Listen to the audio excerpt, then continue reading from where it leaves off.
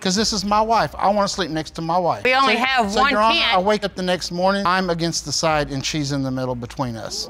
You got up and moved in the middle? She was with that man that night. She had to have been. He asked me to spend a weekend with him, which I did, and I walked in, he took me into another woman's house, not his sister's house, another woman's house. I should have stopped messing with him then, because how disrespectful can you be? Like another woman, so what? Because if you ain't stuck up her butt 24/7, she gonna go to the next man. I'll let her do what she wants. Nobody but me. Okay, hold on. You gotta watch your language. You're gonna have to get it together, or you're gonna have to go. So you make the choice. The episode begins with Ms. Tant dragging her ex-husband, Mr. Wynn, to court to prove paternity of their son, Daniel. Ms. Tant aims to resolve a lingering family dispute, while Mr. Wynn denies paternity due to past suspicions of infidelity. And just when you think it's all about legal talk, the drama starts to heat up. Ms. Tant, you are disgusted that you had to drag your ex-husband to court to prove he fathered your son, Daniel. You are here to put an end to this question that has torn your family apart for more than 2 decades. You say that after your wife's reckless affair and lies, she became pregnant and tried to pass Daniel off as your son. Yes, you Your are Honor. here today to prove once and for all that you are not the father. Hold on to your popcorn, folks. Mr. Wynn recounts the tale of a mutual friend who got a little too comfy with his wife, sparking his suspicions. His fears hit the roof when he discovers Miss Tant's red panties in said friend's apartment, a gift he had given her, which clearly wasn't meant to be shared. Just when you think it can't get any juicier, wait till you hear what happens next. I met this gentleman that I went to school with, decided to introduce him to my wife as a friend of mine, and next thing I know, he's coming over, messing with her hair, supposedly a hairdresser, giving her all the comforts that I should be giving her. What was the first sign where you said, this is inappropriate? Just touching the feeling on my wife. That's my wife, not his, and he needed to back off. Get ready for a plot twist. The story takes us on a camping trip where Ms. Tant supposedly cozies up too close to the mutual friend in a single tent. Mr. Wynn's doubts about being the father of their son ramp up faster than a marshmallow catches fire at a campsite. Buckle up, because the story takes a dive into the deep end now. She wanted to go bike riding, so we get to our campsite. He ends up in our tent that night instead of his tent. And Your Honor, as we sleep in the tent, there's him and there's me in the middle to divide them, because this is my wife. I want to sleep next to my wife. I'm against the side and she's in the middle between us.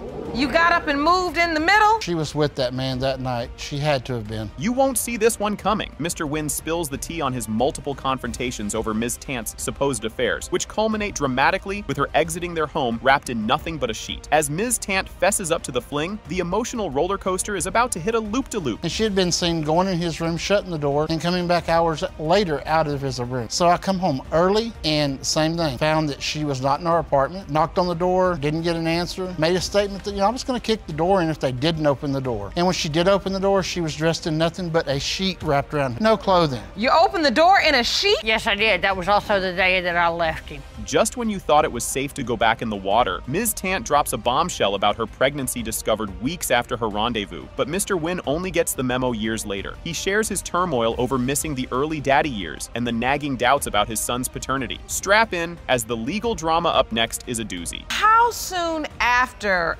this night with the sheet did you find out you were pregnant? 6 weeks. I was 3 weeks pregnant when I found out. So, Mr. Wynn, when did you find out about the pregnancy? Not till after the boy was 2 years old. She contacts me and tells me, so I'm joyful. I have a son. I want to raise my son. I'm going to try to get back together and make a family out of it. Here comes the curveball. Mr. Wynn delves into the legal tangles and emotional upheaval tied to the paternity saga, stressing over his family name and his fatherly rights. The discussion shifts to a serious note about the implications of naming and paternity laws in Texas. But don't wander off. The DNA test results are up, and they're a real showstopper. You went back. You came from Florida, San I Antonio? contacted him in Florida. Were you still technically married at that time? Yes, ma'am. Under the law? Yes, ma'am. So your wife came back with Mr. Whittle. The boy she claimed at that time was your biological child. Yes, ma'am. Yes, ma'am. I raised him as my son. I took him under my wing. I made sure he had what he needed as he was growing up in life. You feel robbed of raising my child. My family to carry on stops with me. And now, the moment of truth. The court reveals the DNA test results, and bam. It has been determined by this court. Mr. Wynn, you are not the father. Buckle up, folks. Ms. Bailey kicks off the courtroom drama by dragging her ex-husband, Mr. Green, into court to prove he's the dad of their 9-month-old son. Despite her roller coaster love life during conception, she's betting all chips on Mr. Green based on her trusty ovulation calendar, while the audience whispers and gasps in the background. You won't believe what Mr. Green has to say next. You state you've brought your ex-husband, Mr. Green, to court to prove he is the biological father of your 9-month-old son, Lauren. Freely admit to sleeping with multiple men during the time of conception. You say you believe the defendant is your child's father because you kept an ovulation calendar. You've narrowed it down to him. Just when you thought it couldn't get spicier, Mr. Green throws a curveball by questioning the paternity due to their previously fruitless attempts at conception. He points out the suspicious timing of Ms. Bailey's pregnancy bump after they hadn't seen each other for months. What's coming up might just tip the scales. Well, we went on a 4-month drought. The first time I had seen her in 4 months, she already had a little... Your Honor, I always had a stomach. Obviously, I still have a stomach, and I'm not pregnant now. State as fact that you're beautiful just the way you are. Thank you. I'd like to hear you please explain, why are you so sure? She also admitted that she had been with somebody in February. You gotta hear this. The court delves into the whirlwind timeline of Ms. Bailey and Mr. Green's short-lived marriage and the chaotic overlap with their current entanglements. Despite a blink and you miss it marriage, they kept the home fires burning, which muddies the paternity waters even more. Keep your eyes peeled for the judge's next move. I tried to get a divorce. We tried to get a divorce. I tried to get a divorce. We stayed in contact to this day. To this day. No. We're still having sex. Our last time having sex was in April. We still, to this day, even if I wanted him, I can get me. Look, I never went missing a year afterwards. You're not gonna sit in this courtroom and talk like that. Look. Things are heating up. Judge Lake digs deep into the love triangle, or is it a square? As both parties admit to playing the field during the crucial conception period. The aim is to pin down who the real daddy is amid this soap opera saga. Brace yourself for Mr. Green's next revelation. It's a doozy. All during the window of conception? Like, yes, the same month, but not the same windows of conception. Tell Mr. Green? Yes, I told him, I asked him if I found out I was pregnant, would he believe that it was his child? And he told me yes. Period. How could she talk to somebody when she wasn't around? She was gone for, tell me she was pregnant until she was 5.5. Did someone say plot twist? In a pivotal turn, Mr. Green stakes his claim that he's not the father by highlighting the baby's too soon arrival and unconventional looks, hinting another dude might be the real dad based on the pregnancy timeline. Watch out, the next part is a real head spinner. She tells me stuff that I think is gonna make me mad. I just let it go over my head, get what I want, and move on to the next. You were having unprotected sex with Ms. Bailey, and yet she never got pregnant. So that fuels your doubt. And we used to lay in the bed and we used to try to find reasons why she, we talked on the phone several times. She was trying to get me. And the bomb drops. Mr. Green pulls out what he believes is a trump card, his internet-fueled genetics research, arguing that it's nearly impossible for them to have a light-skinned, red-haired baby. But don't go anywhere. Ms. Bailey's comeback is just around the corner, and it's a tearjerker. His hair's red because somebody else gave it to him. 2 different color reds. Pertains to the fact you don't believe that you or her together could produce a child with red. Not only that, Your Honor, he was born a month and a half early. Grab your popcorn. Ms. Bailey lays it all out, accusing Mr. Green of deceit and betrayal, all while confessing her undying love for him in a courtroom confessional that has the audience clapping in support. But wait till you see how Mr. Green handles the heat in the next bit. We got into a relationship. First of all, he was already with a woman. He broke up with her to be with me. When Thanksgiving came along, he asked me to spend a weekend with him, which I did. And I walked in, he took me into another woman's house, not his sister's house, another woman's house. Because how disrespectful can you be? Like in another woman, someone else's house. I should have stopped it. I should have stopped. No way! He didn't just say that. As tensions reach a boiling point, Judge Lake calls out Mr. Green for his flippant attitude and cutting remarks, while Ms. Bailey's heartfelt declarations paint a picture of unrequited love. The atmosphere is charged, and the next revelation about the baby's paternity is about to blow the roof off. A part of me knows that she tried to trap you. It's just so annoyed because you just got a joke for everything, downgrade. I don't know, it's something about the way you act towards her that annoys. I think you do know you're not a dumb man. So what I think you do know is that she does love you. Here comes the moment of truth. The DNA results finally land. Mr. Green, you are Lawrence's father. Can you handle what's coming? Mr. Wiseman opens up about how his once trusted friend and new roommate, Mr. New, betrayed him by getting too cozy with his girlfriend right under his own roof. The audience is audibly shocked by the reveal of such personal betrayal. Buckle up, because this roller coaster is just getting started. Mr. Wiseman, you say the defendant was a good friend of yours and you let him move into your home. You claim he repaid your generosity by sleeping with your girlfriend. Now you're both here locked in a paternity dispute over which of you fathered 2-year-old Brett Wiseman. You won't see this twist coming. The courtroom is buzzing as the paternity of 2-year-old Brett hangs in the balance, with both Mr. Wiseman and Mr. New stepping up as potential dads. Mr. New drops a bombshell that his relationship with Mr. Wiseman's girlfriend started only after she spilled the beans about her rocky relationship with Mr. Wiseman. And here's the kicker. Mr. New's current girlfriend, who's pregnant and high risk, isn't even in the courtroom. The plot thickens, so stay tuned. Mr. New, you claim when you first moved in, your relationship with Mr. Wiseman's girlfriend was strictly a friendship. You argue it only became sexual when she confided Mr. Wiseman was not treating her right. Yes, Your Honor. You claim you're very protective of her, so much so you would not let her appear in the courtroom today because she's pregnant with your child. This next part is a real jaw-dropper. Mr. Wiseman reveals the gut-wrenching moment he found out about the affair from a family member, painting a vivid picture of betrayal and deceit. He describes how oblivious he was to the late-night whispers and close friendship blossoming between his girlfriend and Mr. New right in his own house. Trust me, what's coming next will have you on the edge of your seat. How did you even find out Mr. New had slept with your girl? Somebody in her family came and told me.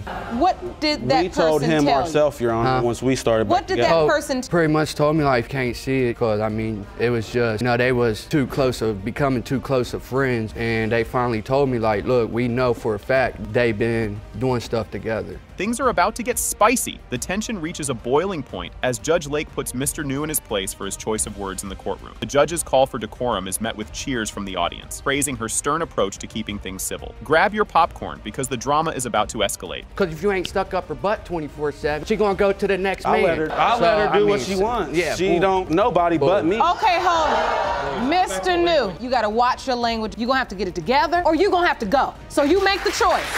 What happened, Your Honor? When you talk, say it respectfully. I will. Keep cursing and you be gone. I'm just serious.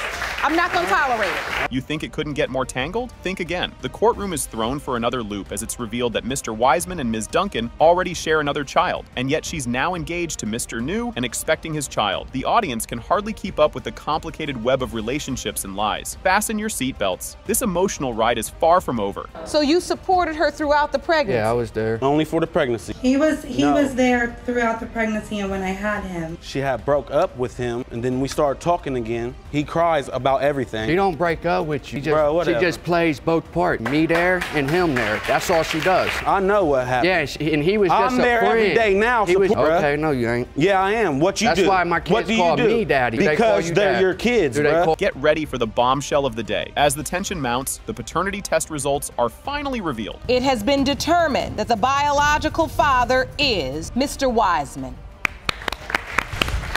Bet he don't. Well, bet he don't do nothing about it. I'll definitely step up and do what I need. It's about time. I bet you don't, though. Can you even handle this drama? The episode kicks off with Mr. Jackson throwing a curveball, claiming his 20-year marriage is a sham because he might not be the biological father of James Jackson IV. He's not just heartbroken, but also demands $5,000 for his emotional roller coaster and a signature from Ms. Jackson on those divorce papers. She admits to a fling, but denies tricking him. Brace yourself, because it only escalates from here. Mr. Jackson, you are suing the defendant because you claim that your 20-year marriage has been based on a fraud. It was not until 1 year into your marriage that Ms. Jackson told you that you may not be the biological father of James IV. And when today's DNA results are revealed, you demand that Ms. Jackson pay you $5,000 for emotional distress and finally sign the divorce paper. Did that just drop a bombshell or what? Mr. Jackson spills the beans on his initial reaction to the pregnancy news, tying the knot despite the swirling paternity doubts. He dives into stories of being super dad from day one, giving his supposed son his name, and being a pillar at every milestone. This foundation of his narrative sets up the emotional stakes high. You'll want to stick around for the fallout. What's your marriage been based on fraud exactly? Well, Your Honor, I think I've been tricked, Your Honor. She knew my past,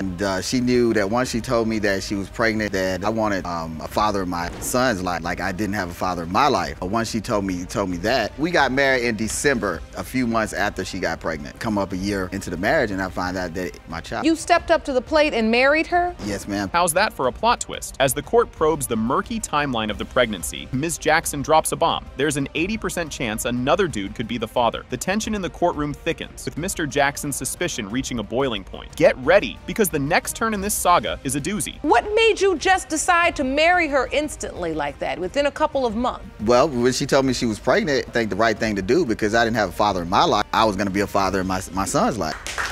That's really the basis of your suit, is that you feel like it was all a fraud. Right, because she manipulated and defrauded. Right, because up until actually Your Honor, now, he I asked never me to knew get that it was married. somebody else that could be. Who saw that coming? James Jackson IV steps up, casting an unwavering vote of confidence in Mr. Jackson as his dad. Biology aside, his heartfelt testament to their bond, regardless of DNA, paints a vivid picture of a father-son relationship built on more than just genes. Don't touch that dial. The emotional climax is up next. Mr. Jackson, this is a lot to hear. Tell me your perspective. I mean, when you hear all of this, this is your dad. This is the man you've grown up with your whole life. Did you ever know that there was a doubt relating to your paternity? This man before you has always been my dad. He's been there through my graduations. He's been there through my wrestling meets. And I can see, Mr. Jackson, this really hurts you. The air's thick with anticipation, right? As Judge Lake unveils the DNA results. It has been determined by this court. Mr. Jackson, you are his father. All right.